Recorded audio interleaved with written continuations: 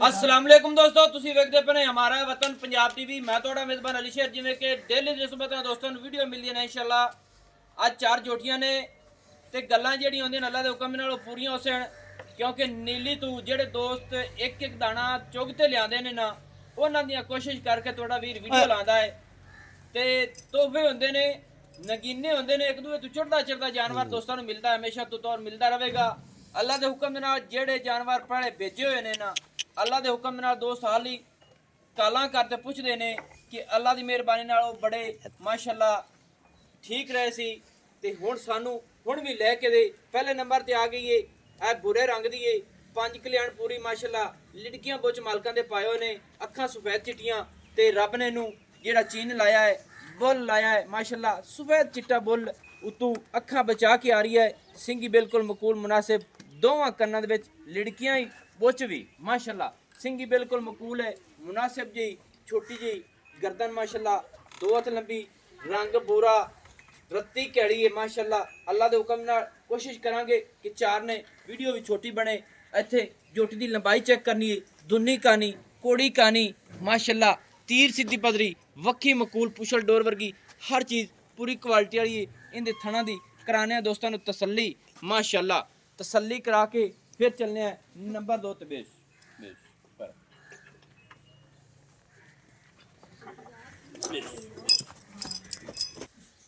माशाअल्लाह दोस्तों, थना दी करा ली तसल्ली, फिर अगे चलने हैं। अल्लाह दे हुक्म नाल बुल जेड़ा रब ने लाया है वखरा वखरा अपनी अपनी जगह ते छोटा छोटा माशाअल्लाह मुनासिब वंडा वेख लेनी ने।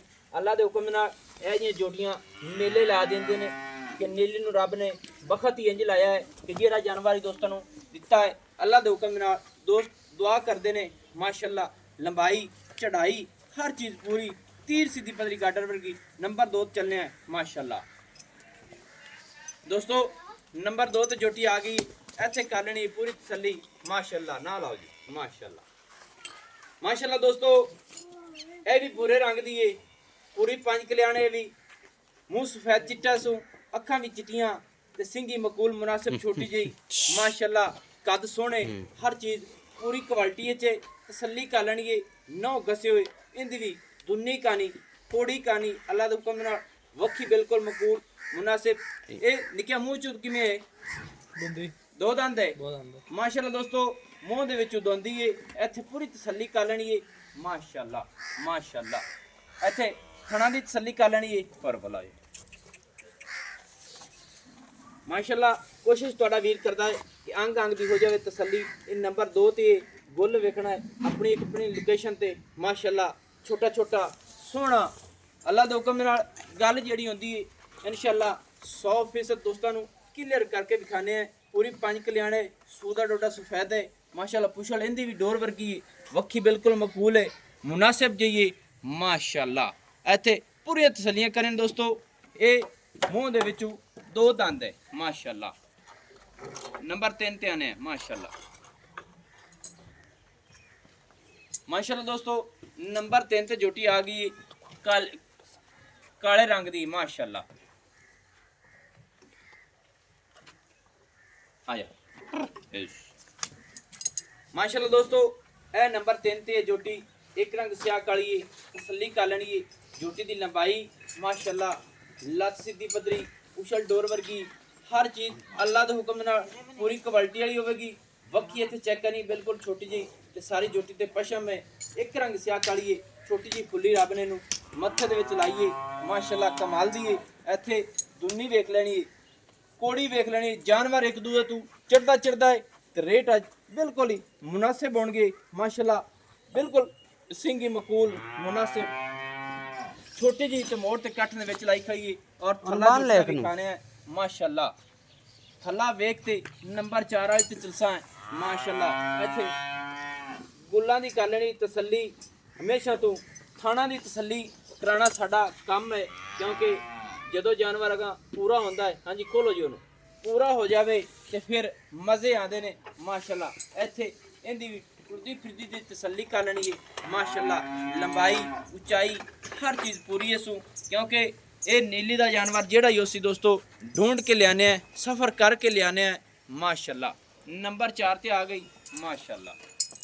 फड़ाओ जी वो भी मुंह च दोंदी है दोस्तों ये भी दोंदी है माशाल्लाह दोस्तों ये भी 5 किलियान माशाल्लाह भूरे रंग दी मीनी माशाल्लाह सिंह हलदे ने इत्थे कालणियां पूरियां तसलियां अपनी कोशिश यही है दोवें सिंह हलदे ने माशाल्लाह तसली कर लेनी और छत्ते रब ने बड़े सोहने लाए ने सारी ते पशम माशाल्लाह चप्पे चप्पे दिए क्या बात है